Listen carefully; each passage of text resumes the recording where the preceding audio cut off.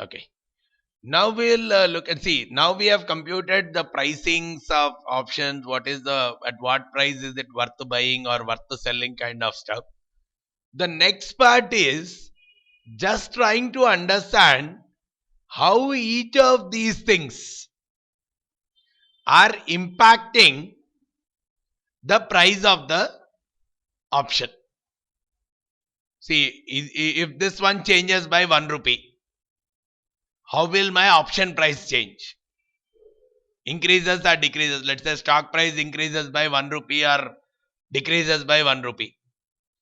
What would be the corresponding change in the call option price?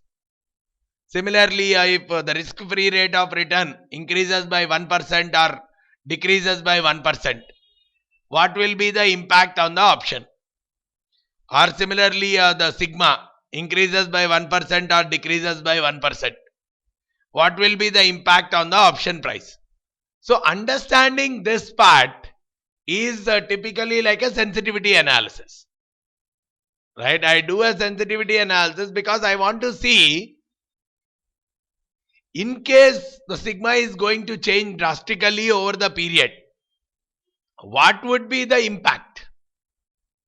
In case the sigma is going to change drastically, by how many call options and how many put options I need to get into, or how well I can do my trading to minimize my risk using options. See, the trading with futures, we found out something like a hedge ratio. How many future contracts I have to enter to reduce my risk to a large extent. The same thing, if I have to do with respect to options, how many option contracts I have to really purchase or sell to typically reduce my risk drastically. That is where I need to understand the behavior of changing of each of these parameters, probably of a binomial model or a Black-Scholes model, any model, changing any one of the values and seeing how much impact does it have on the call option price or a put option price is what we are considering as a part of our Greeks. So there are a few Greeks called delta. There is something like rho. There is something called a theta. There is something called vega and gamma. Yeah, we do it on the Black-Scholes sheet because it's much better. Finding out the values are much easier from this.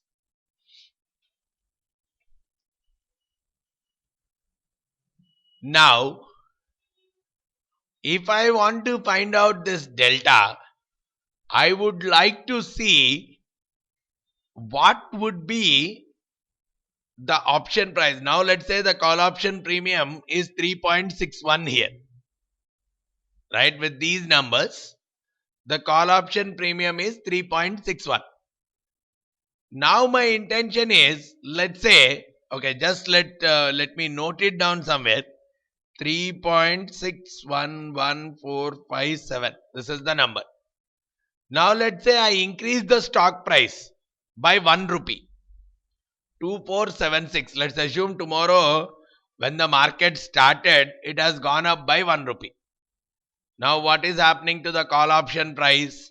Call option price has become 3.702139. So call option has actually increased only by 9 paisa. Right? Call option. So if the stock price has increased by 1 rupee, the call option premium has increased only by 9 paisa. Right? Now, if so the actual how much the delta is nothing but this 9%.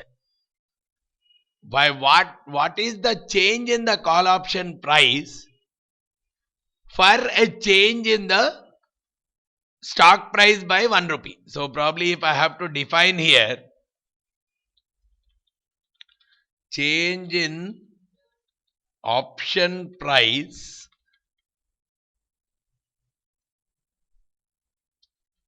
for divided by change in stock price is what I call as delta. Change in option price divided by change in R, interest rate is rho. Change in option price divided by change in time to maturity is theta. Change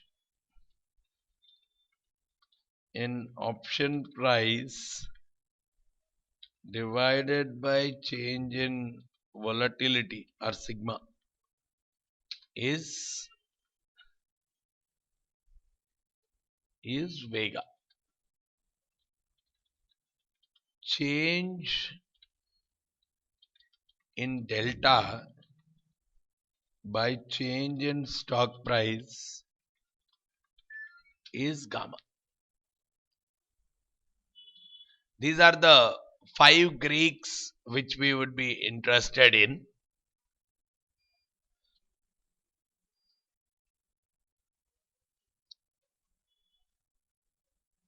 The delta, rho, theta, vega and gamma.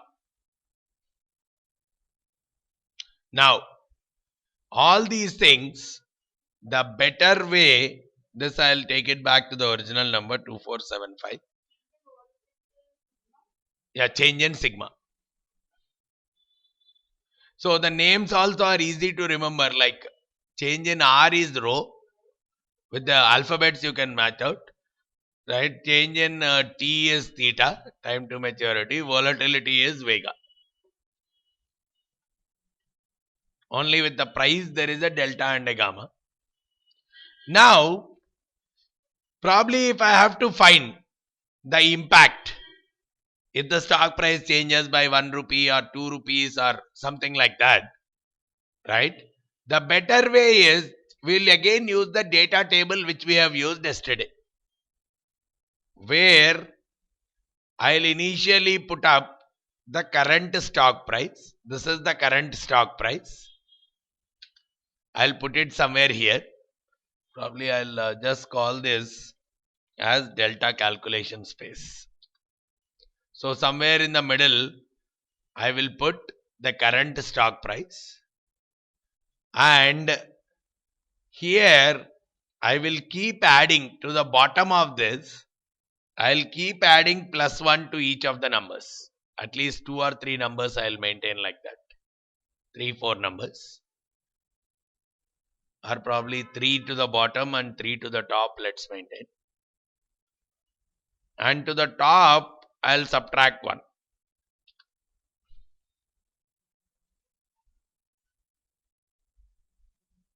Three to the top and 3 to the bottom is what I'll maintain.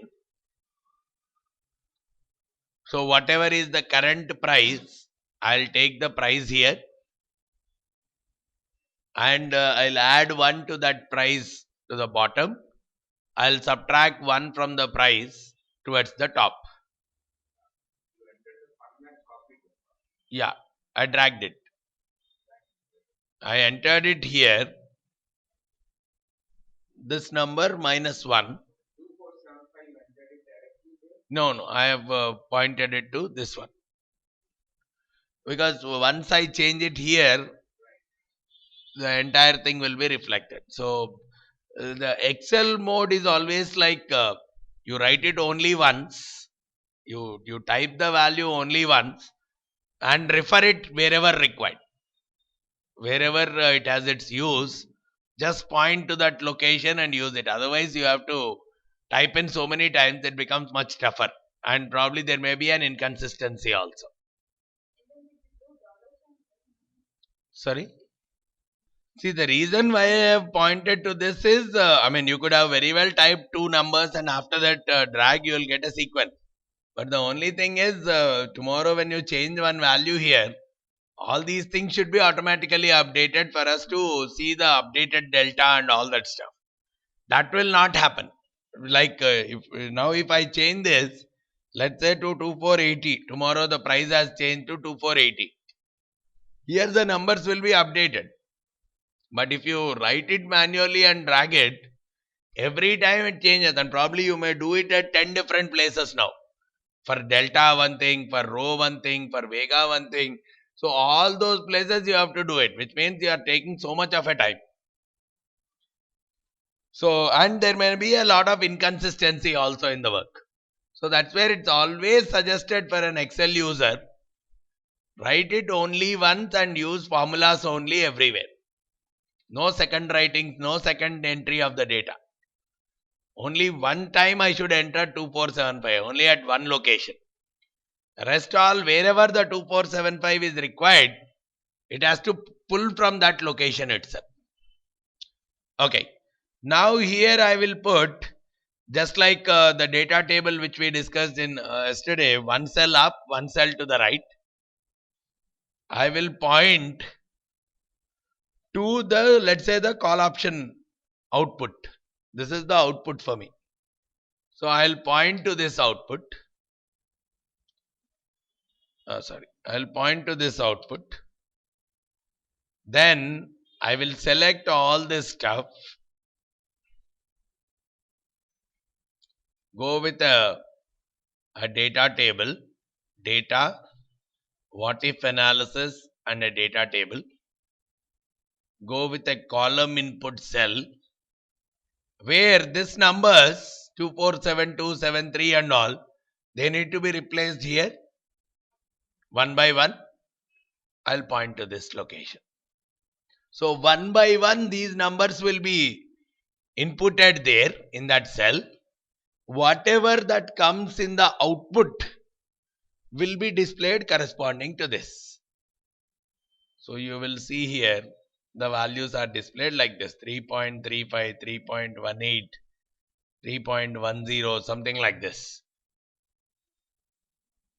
This is what is coming out as a part of your call option value.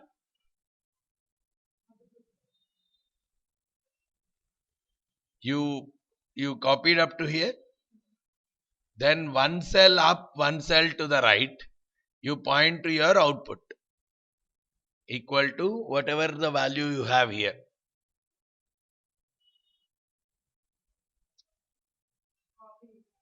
Equal to just that cell. Then you select this entire space. What if analysis data table under the data tab. And in the column input cell, you give this value. Now with these values, what you will typically do is, when we are trying to find out the delta, right? When we are trying to find out the delta, our intention is, we see by what extent, here you can see this value minus this value. What is the change in the price with respect to the latest value? What is the change in the price when there is a 1 rupee change in the stock price? So this is what we are calling as delta. So right now the delta is 0.08. What is the change in the price of the, because today the price is this one. What is the change in the price what is the change in the price of the call option if there is a 1 rupee change in the stock price? So the call option has become 3.18. So which means this is actually a 0.08. 0.08 is the delta of this option. If tomorrow the price goes to 2476, probably the delta may be something else. So the current delta is this one. So the delta wise, if I want the value, I'll take this number equal to this, and I'll say the delta at this moment is this number. Now if I want to use this delta for a hedging purpose, which means you look like this. If the stock price is increased by 1 rupee, the call option is increased by 8 paisa. Now, similarly, if the stock price goes down by 1 rupee, it should decrease by 8 paisa. Now, what we are saying is, if I want to make a good portfolio, if the stock price goes up and if the option price is also going up, both are going in the same direction, so I need to take an opposite position to hedge it. So if I am buying the stock, I have to sell the option. So if the stock is going up by 1 rupee, the option price will go down. Because I am selling, I will lose 8 paisa on the option. So if I really have to balance these two, the number of options that I have to sell is going out as 1 divided by this number. So I have to sell, for every 1 share, I have to sell 12.49 option contracts to create a perfect hedge. So the delta is used to typically find out the perfect hedging scenario, where it says what should be the number of call option contracts to be sold or bought in order to create a perfect hedge. Just like the way we have done in futures, in options, using the delta, 1 by delta will typically tell me what should be the number of option contracts I need to get into as a buyer or a seller to create a decent hedge. So if I sell 12.49 option contracts in this case, my risk is almost mitigated. So if I am selling the stock, I have to buy 12.49 options. If I am buying the stock, for each share I am buying, I have to sell 12.49 options. And probably you see, if this number, let's say the stock price becomes 2480 instead of 2475, the delta is still not changing. The delta is still lying at 0.08 itself. The delta is still lying at 0.08. So it is still telling me that 12.49 shares have to be bought or sold. So this number is a perfect hedging kind of a number. So if I again redo this, what if analysis, data table, I input it here.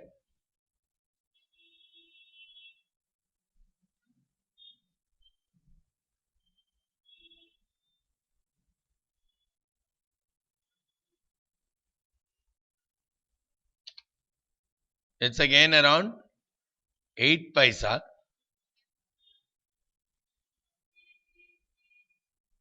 So here it is becoming equal to this. So the option contract slightly gone down. Earlier, when the stock price was 2475, it was saying that I need to go for 12.49 option contracts. But now when the stock price has gone to 2480, the delta has gone up a little bit, which is saying that the number of option contracts I need to look at is only 11.25, which means 1.24 option contracts I can close the positions. Let's assume initially I bought 1 share when it was at 2475. So I have to sell 12.49 call option contracts to hedge the risk.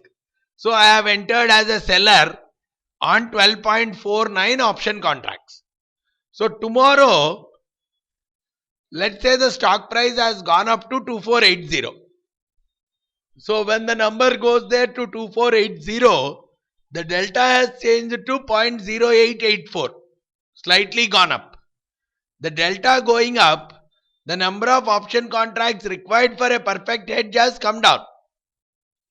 So the number of inverse relation, because it's like, because I am doing an opposite transaction. For every share, if I am going long on the share, buying the share, I have to sell the options for creating a perfect hedge. Right? So to create that relation, so there is an inverse relation between the two. So what I am saying is, now I require only 11.25 contracts to perfectly hedge. Initially I sold 12.49 contracts. But now only 11.29, 11.25 contracts are sufficient to perfectly hedge. The remaining 1.24 I have to close. Close is nothing but initially I have entered as a seller. Now I will enter as a buyer. So that 1.24 contracts I will offset. I am still left only with 11.25 contracts. Then again tomorrow I will check.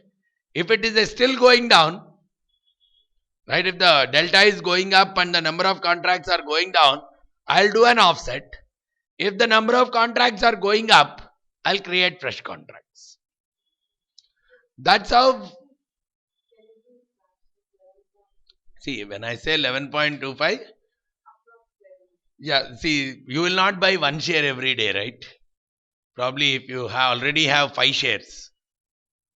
Here also you will multiply that by 5, because this is for every one share. For every one share, 12.49 options you are selling. Probably if you already have 10 shares, option is a lot. So that itself, right, that itself, when you say only 12.5 shares, but the option as a contract may be available on 125 shares, 125 lot size. So which means you should still have 10 shares here. Then only you can play with 125 shares in the part of the option. One lot size.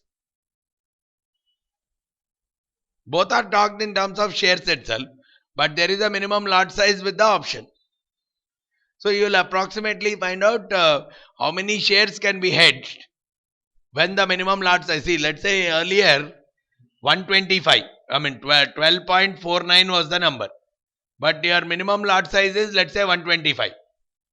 So you have to sell at least 125 shares as a part of one lot size. One contract is 125 shares. So you have to go on at least one contract, which means it will give a protection to 10 shares. It cannot give protection to one share. So your share should be in multiples of 10. Right? The proportionality you can very well draw. Right.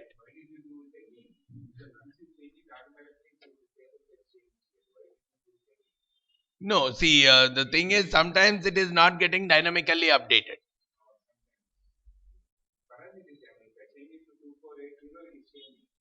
Yeah. I mean, but because of a couple of other settings, it was not changing. You see, this was not changing. Actually, it should change.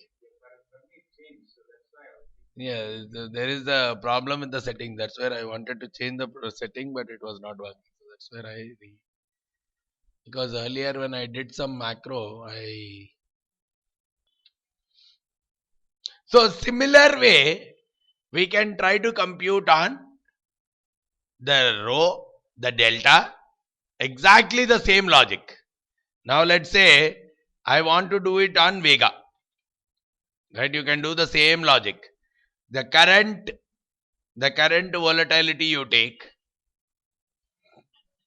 right? The current volatility you take, towards the down you add up 1%. 1% you add, not 1. Right? You add up 1%. Probably we'll change the format of that. We'll change it to only 2 decimals. You just add 1% to that value. So the 34, even this also change the formatting of this to percentage. Similarly, on the top direction also subtract 1%.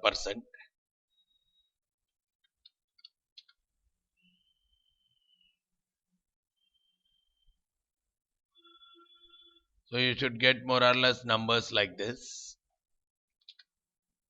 where there is a 1% change. Take the original value somewhere in the middle and do a 1% change across.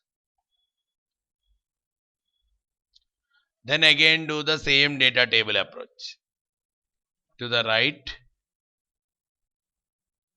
point it to the call option value, select everything, what if analysis, data table,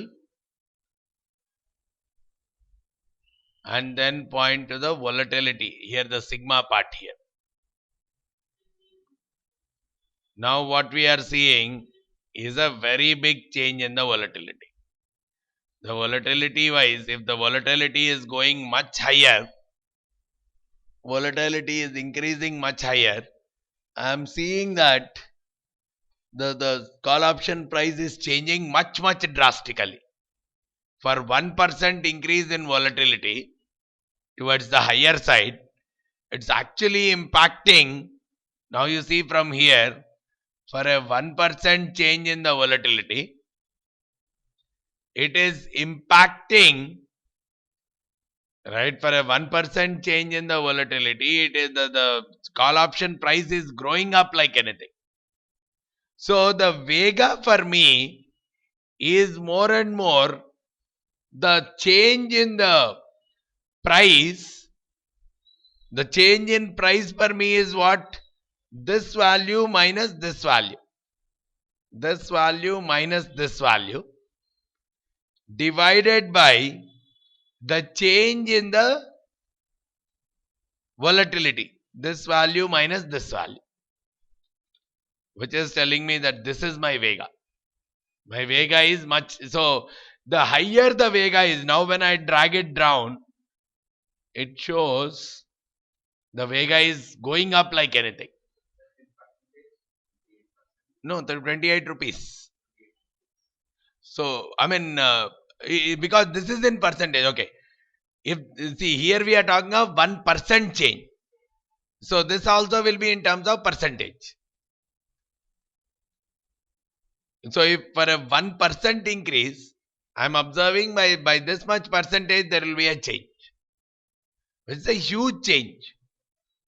Right? So, which means if the stock volatility is changing a little bit, I am observing, so if the security is becoming a bit more risky, there is a big chance that the option price will drastically change. So understanding the Greeks, now at a very sophisticated level today, people are doing something called a Vega trading. Vega trading is nothing but, if I am able to forecast the volatility, how will it be after 2 days or 3 days, after 10 days, I will purchase or sell options accordingly. If I say today the volatility is this much, today the sigma is this much. But if I come to a conclusion, if I have some mechanism, they are all very sophisticated forecasting techniques. So if I come to a conclusion that the sigma for the future is going to be not 34% but 37%. Based on that, I will try to buy or sell options accordingly. The most common thing as a regular day-to-day practice in terms of the trading, people do based on the delta itself. Delta is a very common trading mechanism. They forecast, no, the delta is obtained. So on a daily basis, just with, see, tomorrow, just the first hour tomorrow, your stock price changes. In the market, the stock price changes. So immediately you'll, because it's a real thing. But sigma is more of a taking a good set of data and then getting the sigma value. Whereas the stock price is a live changing. So the moment I update the value, here also the entire things will get updated. And based on this, my number of shares to buy or number of contracts to buy or close will actually be dependent. This is more at a very advanced level of trading.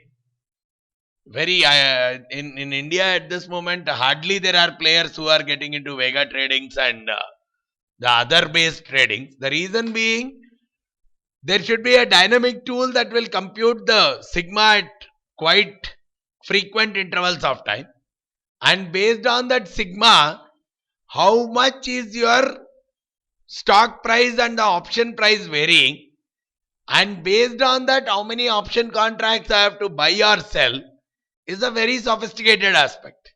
So that's where the Vega trading was just we are looking at the understanding aspect of it. Whereas the most common form of a trading that happens today is at a delta level itself.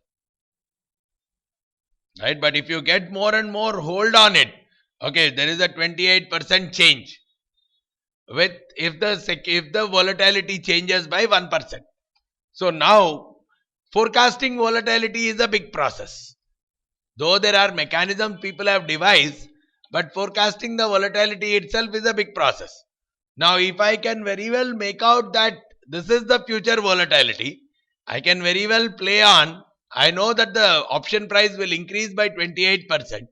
So, based on that, I can very well get into a buying process or a selling process today itself and take an advantage of that position. So that's how Greeks play a very important role. The similar way you can find out for the other variables also, the thetas and the rhos and all those things. It's the same process. But using these, I'm seeing what is the sensitivity of my option price to all these. If these change a little bit, the option price is getting impacted very drastically. Especially with this Vega, if the volatility of the security changes, just if you see here itself we'll observe, instead of 34%,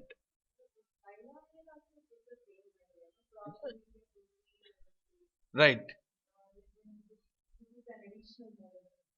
No, these are not models. This is we how many options I need to get in. See, binomial or Black-Scholes are in a space where they will say what is the price worth buying. They are pricing models. At what price should I buy the option or sell the option? Now, how many option contracts should I buy or sell to really hedge my risk is what is obtained through this Greek. So, what is the appropriate price is what is given either by the Black-Scholes or binomial. That's where we are using the deltas on the top of those models only. You can use it on the top of binomial or Black-Scholes. How many option contracts I should really buy or sell to hedge my risk? See, if I am just buying or selling only options, then I am actually speculating a position. But if I combine the option along with my existing security, then I am trying to hedge my position. Now, to hedge the position, how many option contracts are really required? Should I buy 1, 2, 5, 10? How many? Just like the way we have used futures yesterday, how many futures I need to buy or sell? Here I have to find out what is the hedge ratio with respect to options. Finding that hedge ratio, what I am saying is the delta is a much better used tool or much more frequently used tool than a Vega or a rho or anything. Though people are using those, the most commonly used tool for finding out your hedge ratio is delta. So that is what people call as delta hedging. They can do Vega hedging, they can do rho hedging. Any of the Greeks are used for hedging purpose, which will tell you what is the hedge ratio. The most common stuff is delta, because delta is the more lively changing number. I mean, the stock price keeps changing frequently, and it just a simple number to be inputted there. So the most common thing which we, but for finding out forecasting volatility and all requires a lot of understanding on different statistical distributions and all that stuff. Whereas the stock price, it's just one single number. So the forecasting or so the trading based on delta is a very common aspect. But highly specialized statisticians and those guys, they get heavily into the other aspects. Who can understand finance and statistics more in depth, they get into the Vega based forecast, Vega based tradings, and the other stuff, the rho and gamma based tradings and all. But the most common, any financial analyst or a broker, he more engages himself into a delta based trading itself.